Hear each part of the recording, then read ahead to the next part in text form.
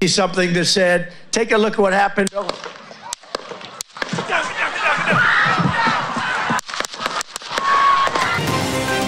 পেনসিলভেনিয়ায় সাবেক president Donald ট্রাম্পের নির্বাচনী প্রচারণায় গোলাগুলি, আহত ট্রাম্প, বন্দুকধারী নিহত।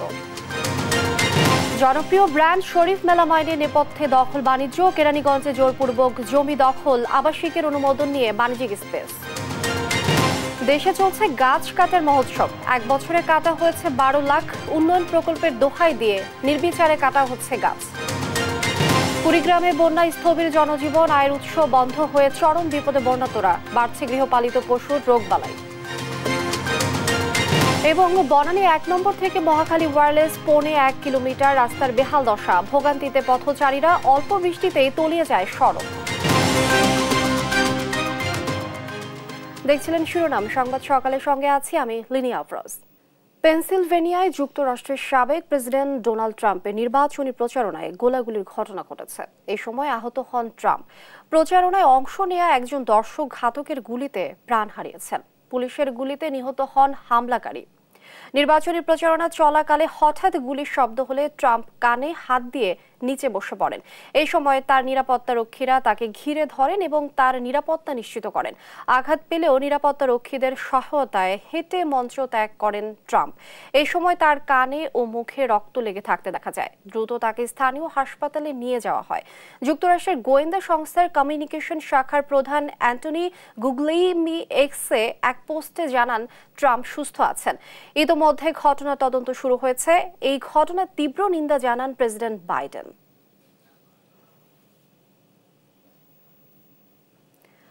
বাংলাদেশের অত্যন্ত পরিচিত ব্র্যান্ড শরীফ মেলামাইনের নেপথ্যে রয়েছে দখল বাণিজ্য। কেরানীগঞ্জে বিস্তীর্ণ জায়গা জুড়ে শরীফ নগর গড়ে তুলেছেন প্রতিষ্ঠানটি, যেখানে রয়েছে জোরপূর্বক দখলের অভিযোগ।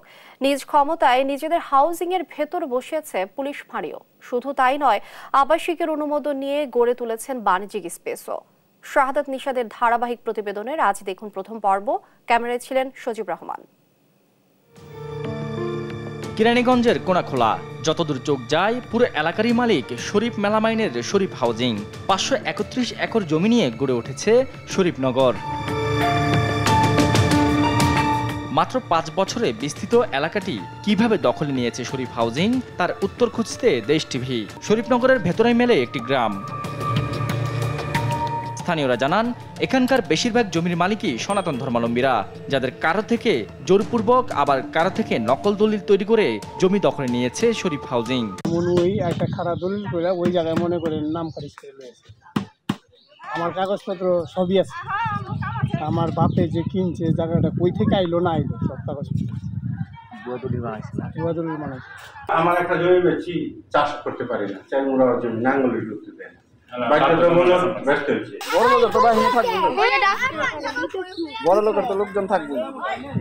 অনেকেরই অভিযোগ, ন্যায্য মূল্য দেওয়ার কথা বলা হলেও তাদের পুরো টাকা পরিশোধ করেনি শরীফ হাউজিং। মাছ নাম পড়েছে গা 1 পাখি বা 2 পাখি, অনেক 4 মাস ধরলো ওর, কিন্তু আমার ওই 2 পাখি টিকবো না। আমার বেই জানা মাঝখানে আমার একটা রয়ে গেছে, কারণ আমার ঢুকবার জন্য চাল বালু পালা হয়, হ্যাঁ এই লাইনে ঢুকা হয় বাদ কম দামে দিল। আমার যেমন পাখি বিঘা, ওই ঘরে আসলে 30 বিঘা, ওই ঘরে আছে 15 বিঘা, 10 বিঘা, এই টিলা বাড়ি আছে 28 বিঘা, ওই পাড়া আছে একজনের 19 রাখি, প্রায় লোক গ্রামে অত্র এলাকা যত আছে গ্রাম তার চেয়ে বেশি আম গ্রামের লোক। শরীফ অ্যাগ্রো ফার্ম, শরীফ পল্লী, শরীফ ফুড কোর্ট, শরীফ ফার্মাসিউটিক্যাল সহ বেশ কয়েকটি প্রতিষ্ঠান রয়েছে শরীফ মেলামাইনের। অভিযোগ রয়েছে আবাসনের কথা বলে এখানে শরীফ হাউজিং গড়ে তুলেছেন বাণিজ্যিক প্রকল্প। গড়ে উঠেছে শরীফ সুপার মার্কেট, শরীফ রোজ ভ্যালি মার্কেট। অভিযোগ রয়েছে শরীফ ফুড কোর্টের ভেতরে থাকা মার্কাস মসজিদ সরিয়ে নিতে বাধ্য করেছে প্রকল্পের লোকজন। এমনি উঠায় পারে নাই, ওই গরুর ফার্ম করে গরুর গন্ধ ভরায় দিচ্ছে, পরে বাধ্য হয়ে চলে যায়। শুধু তাই নয়, এই শরীফনগরের কারণেই ক্ষমতার অপব্যবহার করে ভেতরে বসানো হয়েছে পুলিশ ফাঁড়িও। শরীফ হাউজিং এর অনিয়মের বিরুদ্ধে ব্যবস্থা নেওয়ার আশ্বাস দিলেন কেরানীগঞ্জের উপজেলা চেয়ারম্যান। এখানে আবাসিক একটা প্ল্যান তাদের ছিল, এখন সেটা বাণিজ্যিকভাবে তারা ব্যবহার করছে। সেই ব্যাপারে ইতিমধ্যেই উপজেলা পরিষদ থেকে তাদেরকে চিঠি দেওয়া হয়েছে, তাদের স্থাপনা সরিয়ে নেওয়ার জন্য সময় বেঁধে দেওয়া হয়েছে। এবং আপনি যে কথাটি বললেন, অনেকের জায়গা তারা জোর করে নিয়েছে, এটি সত্য ঘটনা। অনেক কমপ্লেনও আমাকে এসছে, সেই কমপ্লেনেও আমি কাজ করেছি যাদের সঠিক পাওনাটা তাদেরকে আমি বুঝিয়ে দিয়েছি, তাদেরকে ডেকে, এবং বিশেষ করে কিছু হিন্দু পরিবার আমার কাছে এসেছিলেন জাল দলিল করে, শরীফ হাউজিংয়ের লোকজনরা জাল দলিল করে তার সেগুলো দখল করেছিল, সেটা উদ্ধার করা হয়েছে এবং তাদেরকে সঠিক টাকাটাও আমি বুঝিয়ে দেওয়ার জন্য ব্যবস্থা নিয়েছিলাম। হাউজিংয়ের নামে যারা সাধারণ মানুষের সাথে প্রতারণা করবে তাদের বিরুদ্ধে ব্যবস্থা নেওয়ার দাবি স্থানীয়দের। শাহাদাত নিশাদ, দেশ টিভি, ঢাকা।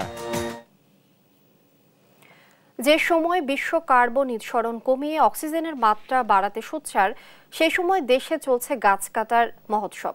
গেল বছর সারা দেশে কাটা হয়েছে প্রায় 11.5 লাখ গাছ।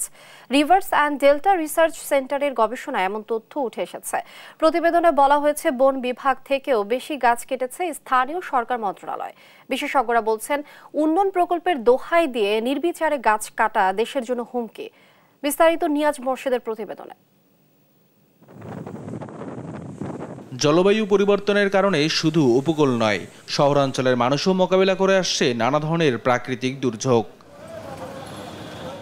আর জলবায়ু পরিবর্তনের নেতিবাচক প্রভাব থেকে রক্ষায় বিশ্ব যখন কার্বন নিঃসরণ কমাতে ব্যস্ত, তখন বাংলাদেশ হাঁটছে উল্টো পথে। উন্নয়ন প্রকল্পের নামে চলছে বৃক্ষনিধন। বাংলাদেশের রিভার্স অ্যান্ড ডেল্টা রিসার্চের তথ্য মতে গেল 1 বছরে সারা দেশে প্রায় 11.5 লাখ গাছ কাটা হয়েছে। প্রতিবেদনে বলা হয়েছে, বন বিভাগ থেকে বেশি গাছ কেটেছে স্থানীয় সরকার মন্ত্রণালয়।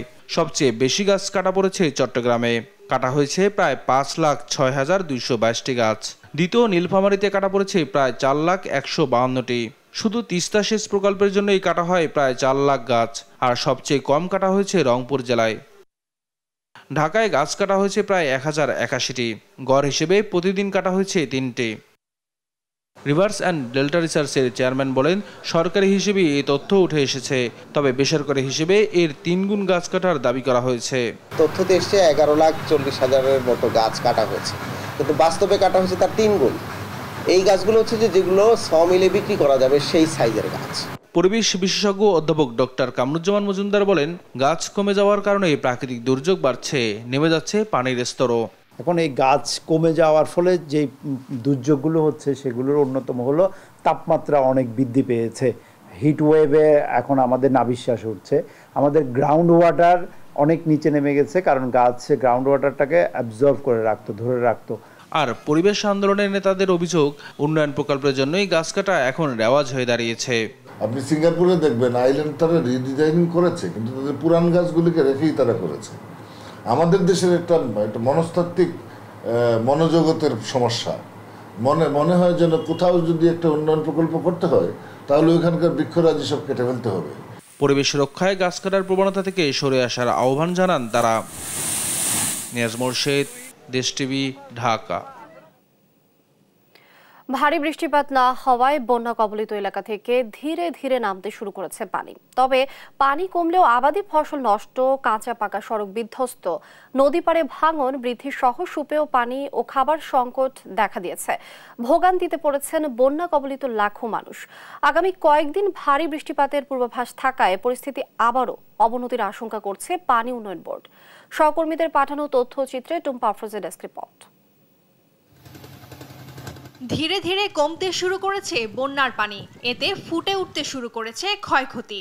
নষ্ট হয়েছে ফসল, কাঁচা পাকা সড়ক ও নদী পাড়ে ভাঙন বৃদ্ধি সহ দুর্গত এলাকায় কর্মহীনদের মাঝে দেখা দিয়েছে তীব্র খাদ্য সংকট। লালমনিরহাটে বন্যার পানি নামলেও 2 দফা বন্যায় জেলার 5 উপজেলার নিম্নাঞ্চল ও চরাঞ্চলে ক্ষতি হয়েছে অধিকাংশ কাঁচা সড়ক। এসব এলাকার কৃষকের বীজতলা সহ নষ্ট হয়েছে নানা ফসল। এরই মধ্যে শুরু হয়েছে নদী ভাঙন। এছাড়া পানি নিষ্কাশন ব্যবস্থা না থাকায় নিম্নাঞ্চলের অনেক এলাকায় সৃষ্টি হয়েছে জলাবদ্ধতা। আবাদগুলা নষ্ট হয়েছে, বাদাম উঠাইতে পারে নাই, তারপরে পানি বসার কারণে আবার নতুন করে ভাঙন শুরু হয়েছে। আমাদের নদী ভাঙন শুরু হয়ে গেছে এবং বাড়িঘর অনেক ভেঙে গেছে এবং এখনো ভাঙতেছে। বৃষ্টি কমায় জামালপুরে বন্যা পরিস্থিতির কিছুটা উন্নতি হয়েছে। 35 ইউনিয়নের পানিবন্দী লক্ষাধিক মানুষ এখনো শুকনো খাবার, বিশুদ্ধ পানি, শিশু খাদ্য ও গোখাদ্যের সংকটে রয়েছে। চাহিদার তুলনায় সরকারের ত্রাণ সহায়তাকে অপ্রতুল বলছেন বানভাসীরা। পঞ্চগড়ে বন্যার পানি নামতে শুরু করেছে, তবে এখনো অধিকাংশ জমি পানির নিচে। দুদফা বন্যায় ভেসে গেছে পুকুরের মাছ। গবাদি পশু নিয়েও অনেকে বিপাকে পড়েছেন। আগামী 7 দিন অতি ভারী বৃষ্টির সম্ভাবনা থাকায় আবারও পানি বৃদ্ধির কথা জানিয়েছে আবহাওয়া অফিস। বৃষ্টি কমায় সুনামগঞ্জের সুরমা নদীর পানি কমেছে, তবে হাওড় ও নিম্নাঞ্চলে এখনো পানিতে তলিয়ে আছে অনেক রাস্তাঘাট। ঢলের পানিতে তলিয়ে যাওয়ায় সুনামগঞ্জ তাহিরপুর সড়কে বন্ধ রয়েছে যান চলাচল। ভারী বৃষ্টিতে আবারও পরিস্থিতি অবনতির শঙ্কা বলছেন পানি উন্নয়ন বোর্ড। দুইটার সময় আমরা মাটির মধ্যে ঘুমাইছি, চৌকি জায়গা নাই, মাটির মধ্যে বাচ্চা নিয়ে ঘুমাইছি। রাতে 2টার সময় উঠে দেখি পানি ঘরের উপরে দেখে পানি বুকমা পানি হয়ে গেছে। ওখানে পর্যন্ত চলার মাঝে আমরা জালে গেছি না। মৌলভীবাজারের 5 উপজেলায় বন্যার পানি নামায় ভেসে উঠেছে ক্ষতচিহ্ন। সেই সঙ্গে টানা 27 দিন খাবার পানির সংকট সহ মানবেতর জীবনযাপন করছে এখানকার শত শত পরিবার। বন্যায় জেলার 42,000 কৃষকের ক্ষতির পরিমাণ প্রায় 10 কোটি টাকা। আমাদের পানির জন্য মানুষ হাহাকার করছে। আমাদের পানি নলকূপগুলা পানিতে ডুবিয়ে গেছে, তলিয়ে গেছে। মাটি সাটি সব মানে ভাঙ্গা যাইতাছে। বাচ্চা নিলে আর টিন বিন সব ছুটি গেছে গিয়া। বাচ্চা নিয়ে এখনো ভয়ঙ্কর অবস্থা। আমরা লাল চাল বুঝতানা খালি 500 দিয়ে চাউল দিছিলা। টুম্পা আফরোজ, নিউজ ডেস্ক, দেশ টিভি। কুড়িগ্রামে বন্যায় স্থবির জনজীবন। আয়ের উৎস বন্ধ হয়ে চরম দুর্বিষহ দিন পার করছেন বন্যাতরা। এর মধ্যেই খাদ্য ও সুপেয় পানির সঙ্গে দেখা দিয়েছে গবাদি পশুর খাদ্য সংকট। বেড়েছে গৃহপালিত পশুর রোগবালাই। একমাত্র সম্বল এসব গবাদি পশু রক্ষা করতে না পারলে নিঃস্ব হওয়ার শঙ্কা বানবাসীদের। সহকর্মী জুয়েল রানার তথ্য ছবিতে আপনপুর ডেস্ক রিপোর্ট। বন্যায় তলিয়েছে রাস্তাঘাট, ফসলি জমি সহ ঘরবাড়ি। নিজেদের আবাসস্থল ডুবলেও গবাদি পশু রক্ষায় আপ্রাণ চেষ্টা বানভাসীদের। শুকনো জায়গা না থাকায় উঁচু স্থানে গাদাগাদি করে রাখা হচ্ছে দুর্গতদের এসব পশু।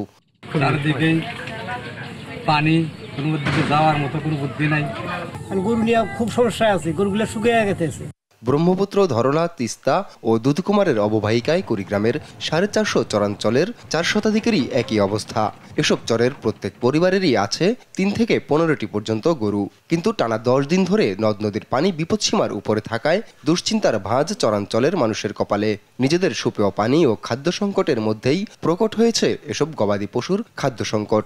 দেখা দিচ্ছে রোগ ব্যাধিও। বর্ষা মাস, গরুগুলোর খাবার নাই, কোনো ঘাস পাওয়া যাইতেছে না। এখন এই খাওয়ার লাগে নদীর পানি, অসুখ বসুখও দেখা দিতেছে। একটু চাকা ওঠে, পানিতে থাকি কেউ অবস্থা কাহেল হয়ে যাবে। এখন কোনো রসুক ধরতেছে, গরুগুলো সবার সময় আদামরা হয়ে গেছে। এদিকে চরাঞ্চল সহ বন্যা কবলিত এলাকার গবাদি পশু পাখির সুরক্ষায় ভেটেরিনারি মেডিকেল টিম কাজ করছে বলে জানান প্রাণী সম্পদ কর্মকর্তা। পানি নেমে গেলে তালিকা করে ক্ষতিগ্রস্তদের দেয়া হবে সহায়তা। প্রতিটা উপজেলায় আমরা ভেটেরিনারি মেডিকেল টিম গঠন করছি এবং তারা মাঠে কাজ করতেছে। তারা রোগ প্রতিরোধের জন্য ভ্যাকসিন দিচ্ছে এবং যে সমস্ত অ্যানিমেল অসুস্থ হয়ে পড়ছে তাদেরকে চিকিৎসা সেবা তারা দিচ্ছে। এখানকার যারা বন্যায় আক্রান্ত হয়েছেন আমাদের কৃষক খামারি, তাদের কিভাবে আরও সহযোগিতা করা যায় সে ব্যাপারে আমরা সার্বিক কার্যক্রম চালিয়ে যাচ্ছি। চরাঞ্চলের গবাদি পশুর আলাদা পরিসংখ্যান না থাকলেও জেলার 9 উপজেলায় আছে 8.5 লাখ গরু, আর ছাগল, ভেড়া ও মহিষ রয়েছে প্রায় 9 লাখ। এসব পশু রক্ষা করতে না পারলে নিঃস্ব হওয়ার আশঙ্কা বানভাসীদের। নিউজ ডেস্ক, দেশ টিভি। সংবাদ সকালে আরও থাকছে। কোটা সংস্কার আন্দোলনে পুলিশের উপর হামলার অভিযোগে মামলা 24 ঘন্টার মধ্যে প্রত্যাহারের দাবি। সকাল 11টায় পদযাত্রা কর্মসূচি ঘোষণা। এবার দেশ টিভি নিয়মিত আয়োজন জনদুর্ভোগের খবর।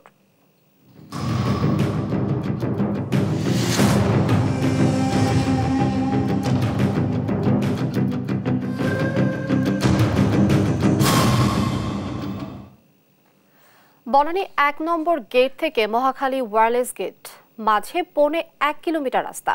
জানিয়ে ভোগান্তির শেষ নেই পথচারীদের, বিশেষ করে ভোগান্তির শিকার করাইল বস্তিবাসী। একে খানাখন্দ, তার সাথে অল্প বৃষ্টিতেই সড়ক তলিয়ে যাওয়ায় অভিযোগের শেষ নেই এলাকাবাসীর। বিস্তারিত থাকছে কায়েস রহাতের প্রতিবেদনে। গুলশান 1, 2 ও বনানীর অংশবিশেষ এবং করাইল এলাকা নিয়ে গঠিত ঢাকা উত্তর সিটির 19 নম্বর ওয়ার্ড। অভিজাত এলাকা, পাশে ব্যতিক্রম শুধু করাইল। রাজধানীর গৃহহীন ও নিম্ন আয়ের মানুষের বড় একটি অংশের বসবাস এখানে। করাইলবাসীর দুঃখ, বনানী থেকে মহাখালী ওয়্যারলেস গেট পর্যন্ত পৌনে 1 কিলোমিটার সড়ক। ভাঙাচোরা খানাখন্দে ভরা সড়কটি, যেখানে সামান্য বৃষ্টিতেই তৈরি হয় জলাবদ্ধতা।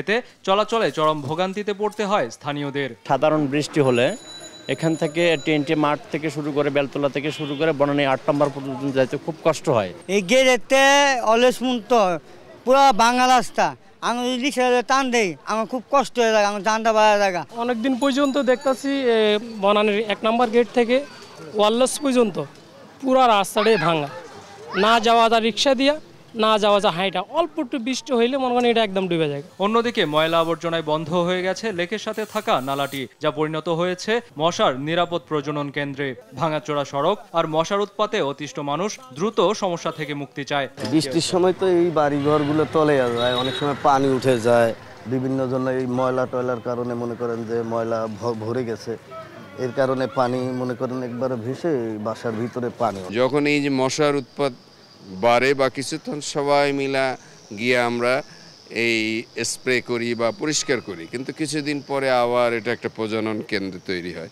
এটার একটা সলিউশন করা দরকার। স্থানীয় কাউন্সিলর বরাবরের মতোই বলছেন, অচিরেই সমস্যা সমাধান হবে। রাস্তা ও লেক সংস্কারের পাশাপাশি বস্তিবাসীর পুনর্বাসনের কথাও জানান তিনি। সেই রাস্তা নিয়ে আমরা কাজ করতেছি। করাল আদর্শনগর, এখানে বস্তি উন্নয়ন পুনর্বাসন করার জন্য উনি একটা পদক্ষেপ নিয়েছেন। গণপূর্ত মন্ত্রী, টিএনটির মন্ত্রী পলক সাহেবের সাথে কথা বলে মাননীয় এমপি মন্ত্রী মহোদয় এই পদক্ষেপগুলো নিচ্ছেন। আশা করি আগামী 6 মাসের ভিতরে এর সুফল আপনারা দেখতে পাবেন। গুলশান বনানীর পাশে করাইল বস্তি যেন আলোর নিচে অন্ধকার। তাই শুধু আশ্বাস নয়, দ্রুত পরিস্থিতির উত্তরণ চায় স্থানীয়রা। কায়েস রাহাত, দেশ টিভি, ঢাকা। কোটা ইস্যু নিয়ে যৌক্তিক সংস্কার চায় ছাত্রলীগ এবং বৈষম্য বিরোধী ছাত্র আন্দোলন উভয়। তবে শিক্ষার্থীদের অভিযোগ, তাদের আন্দোলন দমনের চেষ্টা করছে প্রশাসন। 24 ঘন্টার মধ্যে শিক্ষার্থীদের বিরুদ্ধে মামলা প্রত্যাহার না করা হলে বৃহত্তর আন্দোলন গড়ে তোলার হুঁশিয়ারি দেন তারা। এদিকে কোটা সংস্কারের দাবিতে সকাল 11টায় গণপদযাত্রা এবং রাষ্ট্রপতি বরাবর স্মারকলিপি দেওয়ার ঘোষণা দেয় বৈষম্য বিরোধী ছাত্র আন্দোলন। বিস্তারিত জান্নাতুল মোহরার প্রতিবেদনে। অধিকার আদায়ের লক্ষ্যে গেল কয়েকদিন ধরেই উত্তাল সারা দেশ। বিক্ষোভ সমাবেশ ছাড়াও বাংলা ব্লকের কর্মসূচি পালন করছে আন্দোলনকারীরা। কোটা ইস্যু নিয়ে শনিবার বিকেলে সংবাদ সম্মেলন করে ছাত্রলীগ। কিসের এত তাড়াহুড়ো? এ সময় শিক্ষার্থীদের আন্দোলনকে ভিন্ন খাতে প্রবাহিত করা হচ্ছে বলে অভিযোগ করেন ছাত্রলীগ সভাপতি। আমরা দেখতে পাচ্ছি যে এই আন্দোলনকে ইতিমধ্যেই রাজনৈতিক রূপ দেওয়া হয়েছে। সর্বশেষ দিলের আন্দোলনে ছাত্রদলের ক্যাডার, যারা পেট্রোল বোমা এবং বিভিন্ন ধরনের মানুষ খুনের মামলার আসামি, তাদেরকে আমরা আমাদের সর্বশেষ দিনের সমাবেশে তাদেরকে উপস্থিত হতে দেখেছি। আমাদের কাছে অনুভূত হচ্ছে সাধারণ শিক্ষার্থীদের আবেগকে কাজে লাগিয়ে আজকে সন্ত্রাসীদের একটি গেট টুগেদার তৈরি করার একটি পথ আজকে এটির মাধ্যমে তৈরি করা হচ্ছে। বিশেষ করে নৈরাজ্যমূলক পরিস্থিতি যদি তৈরি করে, শিক্ষা প্রতিষ্ঠানের পরিবেশ যদি অস্থিতিশীল ধারাবাহিকভাবে কেউ রক্ষার চেষ্টা করে, বাংলাদেশ ছাত্রলীগ তো অবশ্যই রাজনৈতিকভাবে লড়ে যাবে। এবং যেহেতু ইতিমধ্যেই এই শিক্ষার্থীদের এই একটি যৌক্তিক উপায়কে অযৌক্তিকভাবে ব্যবহার করে রাজনৈতিক এজেন্ডা বাস্তবায়নের প্রচেষ্টা একটি গোষ্ঠীর রয়েছে, তো সেই গোষ্ঠীর বিরুদ্ধে বাংলাদেশ ছাত্রলীগ অবশ্যই সচেতনভাবে লড়াই চালিয়ে যাবে। কোটা ইস্যুতে যৌক্তিক সংস্কার চান তারাও। বাংলাদেশ ছাত্রলীগের যৌক্তিক সংস্কার চায়। বাংলাদেশ ছাত্রলীগও প্রশাসনিক নিয়োগ প্রক্রিয়া যেন মেধাভিত্তিক, সমতাভিত্তিক, বৈষম্য নিরসনের উপযোগী, ইনক্লুসিভ হয়, সেজন্য কিন্তু বাংলাদেশ ছাত্রলীগ এই আন্দোলন সংগ্রাম চালিয়ে যাচ্ছে। এদিকে বৈষম্য বিরোধী ছাত্র আন্দোলনের সমন্বয়করা জানান, প্রশাসনের পক্ষ থেকে এই পর্যন্ত দৃশ্যমান কোনো অগ্রগতি তারা দেখেননি। তাদের অভিযোগ, পুলিশ ও প্রশাসন উল্টো তাদের আন্দোলনে বাধা তৈরি করছে। সরকার বারবারই দায় এড়ানোর জন্য আদালতকে ব্যবহার করছে, আদালতকে সামনে রেখে শিক্ষার্থীদের সাথে কালক্ষেপণের নাটক করছে। যেই সংগঠনের কথা আপনারা বললেন, আন্দোলনের শুরুতে তাদের কোনো খোঁজ খবর ছিল না। এখন যখন আন্দোলন একটা সফলতার দিকে যাচ্ছে, তখন তারা নানাভাবে এই আন্দোলনে অন্তর্ভুক্ত হওয়ার, এর পক্ষে বা বিপক্ষে অবস্থান নেওয়ার চেষ্টা করছে। শিক্ষার্থীরা এই আন্দোলন সফল করার জন্য রাজপথে আছে। এই আন্দোলন সফল করে শিক্ষার্থীরা যাবে। এদিকে ময়মনসিংহে এক অনুষ্ঠানে স্বরাষ্ট্রমন্ত্রী বলেন, রাস্তা বন্ধ না করে কোটা আন্দোলনকারীদের উচিত আদালতে গিয়ে কথা বলা। আদালতের রায়ের জন্য শিক্ষার্থীদের অপেক্ষা করা উচিত বলেও মনে করেন তিনি। জান্নাতুল মোহনা, দেশ টিভি, ঢাকা। দেখছেন সংবাদ সকাল। ভোলা শহরে তীব্র যানজটে অতিষ্ঠ মানুষ। এর পেছনে কারণ হিসেবে শহরবাসী দুষছেন সড়ক জুড়ে অটোরিকশার রাজত্বকে। শহরে অপরিকল্পিতভাবে নামানো 10,000 অটোরিকশা এখন বোঝা হয়ে দাঁড়িয়েছে। তাই এসব যানের লাগাম টেনে ধরার পাশাপাশি পরিকল্পনা মাফিক জনদুর্ভোগ কমানোর দাবি শহরবাসীর। সহকর্মী ছোটন সাহার পাঠানো তথ্যচিত্রে টুম্পা আফরোজের ডেস্ক রিপোর্ট। সড়ক জুড়ে যেন শুধুই অটোরিকশার রাজত্ব। রাস্তা পারাপারের কোনো সুযোগই নেই পথচারীদের। কোথাও দীর্ঘ লাইন, আবার কোথাও বোরাক আর ব্যাটারি চালিত অটোরিকশার জটলা। এমন চিত্র ভোলা শহরের। শহরতলির বাংলা স্কুল মোড়, বরিশাল দালান, মহাজনপট্টি, নতুন বাজার ও যুগীর ঘোল সহ 9টি স্পটে তীব্র যানজটে প্রতিদিন নাজেহাল হচ্ছে ভোলাবাসী। বাড়তে বাড়তে শহরে এখন এ যানের সংখ্যা দাঁড়িয়েছে 10,000-এ। এতে ভোগান্তি কয়েক গুণ বেড়েছে শহরবাসীর। গাড়িগুলো চলতে অনেক কষ্ট, যাত্রীরা রাস্তায় এপার থেকে ওপার পার হতে পারে না। যত্রতত্র রিক্সা, মোটরসাইকেল, গাড়ি পার্কিং এবং ফুটপাতের ব্যবসায়ীদের কারণে অনেকটা যানজট সৃষ্টি হয়। একদিকে শহরের সদর রোড জুড়ে অবৈধ স্থাপনা, আর অন্যদিকে যত্রতত্র গাড়ি পার্কিং আরও বাড়িয়েছে যানজট। এমন পরিস্থিতির পরিবর্তন চান শহরবাসী। ভোলা শহরে যে যানজট এই অটোরিকশার জন্য হচ্ছে, পথচারীদের ভোগান্তি, জনগণের ভোগান্তি, ব্যবসায়ীদের ভোগান্তি, আমাদের ভোগান্তি। আমরা এখান থেকে পরিত্রাণ চাই। অতিরিক্ত অটো রিক্সা বেশি আর কি, এজন্য আর কি যানজটটা আর কি বেশি। সড়কের যানজট নিয়ন্ত্রণে চেষ্টা চলছে বলে জানায় ট্রাফিক পুলিশ। আমরা চেষ্টা করতেছি ট্রাফিক পুলিশ সর্বাত্মকভাবে যেন যানজট নিরসন করা যায়। এর ব্যাপারে আমরা মাঝে মাঝে আইনগত ব্যবস্থা নিচ্ছি, আটক করে রেখে তাদের সচেতনমূলক কার্যক্রম পরিচালনা করছি। সুষ্ঠু পরিকল্পনার মাধ্যমে জনভোগান্তি কমাতে দ্রুত যানজটের নিরসন চান সচেতন মহল। নিউজ ডেস্ক, দেশ টিভি। সংবাদ সকালে আরো যা থাকছে। মহাদেশীয় শ্রেষ্ঠত্বের লড়াই, রাতে ইউরোর মেগা ফাইনাল স্পেন ও ইংল্যান্ড হাই ভোল্টেজ ম্যাচ। কাল ভোরে কোপায় মুখোমুখি আর্জেন্টিনা কলম্বিয়া। কুষ্টিয়ায় নিয়ন্ত্রণহীন নিত্যপণ্যের বাজার। বেড়ে চলেছে সব ধরনের পণ্যের দাম। চাল থেকে মাছ, মাংস, সবজি সব ধরনের দ্রব্যের দামই আকাশচুম্বী। ফলে চরম বিপাকে পড়েছে নিম্ন ও মধ্য আয়ের শ্রমজীবী মানুষেরা। দুষছেন বাজার নিয়ন্ত্রণ ব্যবস্থাকে। আর এমন অস্বাভাবিক দাম বৃদ্ধির কারণ হিসেবে বিক্রেতারা দেখাচ্ছেন নানা যুক্তি। ইরফান রানার ক্যামেরায় কুষ্টিয়া থেকে নাহিদ হাসান তিতাসের রিপোর্ট। কুষ্টিয়ায় নিত্যপণ্যের বাজারের অস্থিরতা বেড়েই চলেছে। প্রতিনিয়তই বাজারে লাফিয়ে লাফিয়ে বাড়ছে সব ধরনের পণ্যের দাম। সপ্তাহ ব্যবধানে কুষ্টিয়ার বাজারগুলোতে চালের দাম প্রকারভেদে বেড়েছে 2 থেকে 10 টাকা পর্যন্ত। আর সব ধরনের সবজির দাম বেড়েছে 20 থেকে 100 টাকা। স্বস্তির খবর নেই মাছ মাংসের বাজারেও। ফলে নিম্ন মধ্য আয়ের মানুষেরা পড়েছে চরম বিপাকে। বাজার করে 3 বেলা খাওয়া এখন বড় চ্যালেঞ্জ হয়ে দাঁড়িয়েছে তাদের। সবজি বা মুদিখানার দ্রব্য কেনার পরে সবজি কেনার টাকা নেই, সবজির দাম বেশি। কাঁচামরিচটা যদি 300 টাকা কেজিতে আমাদের কিনে খাওয়া লাগে, তো আমাদের মতন সাধারণ খেটে খাওয়া মানুষ আসলে আমরা পরিবার নিয়ে হিমশিম খেয়ে যাচ্ছে। এই যে দাওয়া মানে লাগামিন ঘোড়ার মতো যে চালের দাম বাড়তেই আছে, তা আমরা সাধারণ ক্রেতা দাবো কোথায়? আর বাজারে দ্রব্যমূল্যের এমন অস্বাভাবিক দাম বৃদ্ধির কোনো যৌক্তিক কারণ না থাকলেও বিক্রেতারা দেখাচ্ছেন বরাবরের মতোই নানা অজুহাত। মিলাররা আসলে বলছে যে ধানের দাম বেড়ে গেছে, তো সেক্ষেত্রে আমাদের কিছু করণীয় নাই, আমরা 2 টাকার ভুক্তভোগী। বৃষ্টি হয়ে মোটামুটি সবজির গাছগুলো সব নষ্ট হয়ে গেছে। নষ্ট হওয়ার কারণে সবজির উৎপাদন কম হয়ে গেছে। কম হওয়ার কারণে দামটা এইভাবে বৃদ্ধি পাইছে। বাজারে আমদানি কম, তাই দাম বাড়ছে। এদিকে প্রতিনিয়ত দ্রব্যের দাম বাড়লেও বাজার মনিটরিং এর সাথে জড়িত কর্মকর্তারা বলছেন বাজার নিয়ন্ত্রণে নিয়মিত কাজ করছেন তারা। মোবাইল কোর্ট আমরা করছি, পাশাপাশি বিভিন্ন লিফলেট, তারপরে বাজারে বসে সভা সমিতি করা, বিভিন্ন মিটিং সেমিনারে বসে কিন্তু আমরা এগুলো আরও সচেতনতা বৃদ্ধির জন্য কিন্তু কাজ করে যাচ্ছি। দ্রব্যমূল্যের বাজারের এমন অস্থিরতার দ্রুত লাগাম টানা না গেলে চরম সংকটের মুখে পড়বে নিম্ন ও মধ্য আয়ের মানুষেরা। তাই বাজার নিয়ন্ত্রণে দ্রুত কার্যকরী পদক্ষেপ চাই সাধারণ মানুষ। নাহিদ হাসান তিতাস, দেশ টিভি, কুষ্টিয়া। দেখছেন সংবাদ সকাল। গাজার দক্ষিণাঞ্চলীয় খান ইউনিসের আল মাওয়াসি এলাকায় ভয়াবহ হামলা চালিয়েছে ইসরায়েলি বাহিনী। এতে প্রাণ হারিয়েছে ৭১ ফিলিস্তিনি, আহত হয়েছে প্রায় ৩ শতাধিক। এলাকাটিতে নিরাপদ অঞ্চল ঘোষণা করে ফিলিস্তিনিদের আশ্রয় নেওয়ার আহ্বান জানিয়েছিল ইসরায়েলি বাহিনী। এছাড়া গাজার পূর্বাঞ্চলীয় সুজাইয়া ও দক্ষিণাঞ্চলীয় তাল আল হাওয়া শহরের গত কয়েকদিনে ব্যাপক ধ্বংসযজ্ঞ চালিয়েছে ইসরায়েল। বিস্তারিত রায়হান কবির শুভ্র ডেস্ক রিপোর্টে। ফিলিস্তিনের অবরুদ্ধ গাজা উপত্যকায় থামছেই না ইসরায়েলি হামলা। ৯ মাসেরও বেশি সময় ধরে চলা হামলায় ঝরছে একের পর এক তাজা প্রাণ। এতে দীর্ঘ হচ্ছে লাশের সারি। নিরাপদ অঞ্চল হিসেবে ঘোষণা দেওয়া আল মাওয়াসি এলাকায় নৃশংস বিমান হামলা চালিয়েছে ইসরায়েলি বাহিনী। স্থানীয় সময় শনিবার ইসরায়েলের এ হামলায় নিহত হয়েছেন অন্তত ৭০-এর বেশি ফিলিস্তিনি। এ হামলায় আহত হয়েছেন আরও প্রায় ৩ শতাধিক। বলতে পারবেন নিরাপত্তা কোথায়? যতক্ষণ এখানে ইহুদিবাদীরা থাকবে ততক্ষণ গাজার কোনো নিরাপত্তা নেই। ঈশ্বর যেন তাদের প্রতিশোধ নেন। আমি খুশি যে আমার ছেলে শহীদ। আমি শপথ করি আমি খুশি এবং আমি তাকে নিয়ে গর্বিত।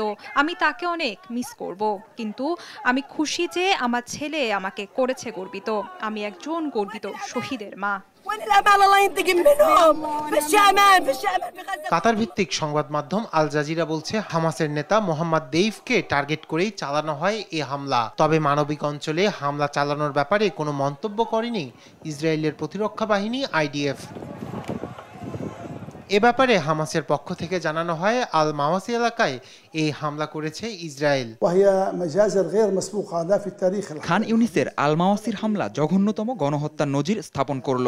ইসরায়েলি বাহিনী নৃশংস উপায়ে নিরীহ জনগণকে ধোঁকা দিল। ঘোষিত নিরাপদ অঞ্চলে ইসরায়েলি বাহিনীর এ হামলা উত্তেজনা আরও বাড়াবে। এর মাধ্যমে এটা স্পষ্ট যে ইসরায়েল যুদ্ধবিরতি চুক্তিতে পৌঁছাতে আগ্রহী নয়। গাজার পূর্বাঞ্চলীয় সুজাইয়া ও দক্ষিণাঞ্চলীয় তাল আল হাওয়া শহরে গত কয়েকদিনে ব্যাপক ধ্বংসযজ্ঞ চালিয়েছে ইসরায়েলি বাহিনী। অভিযান শেষে ইসরায়েলি বাহিনী ওই এলাকা থেকে সরে গেলে সেখানকার রাস্তাঘাট ও বিধ্বস্ত ভবন থেকে উদ্ধার করা হয়েছে প্রায় ১০০ মরদেহ। নিহতদের বেশিরভাগই নারী ও শিশু। ধ্বংসস্তূপের নিচে আটকা পড়েছে আরও বহু মানুষ। তবে আরও হামলার আশঙ্কায় ব্যাহত হচ্ছে উদ্ধার তৎপরতা। রায়হান কবির শুভ্র, নিউজ ডেস্ক, দেশ টিভি। দেখছেন সংবাদ সকাল।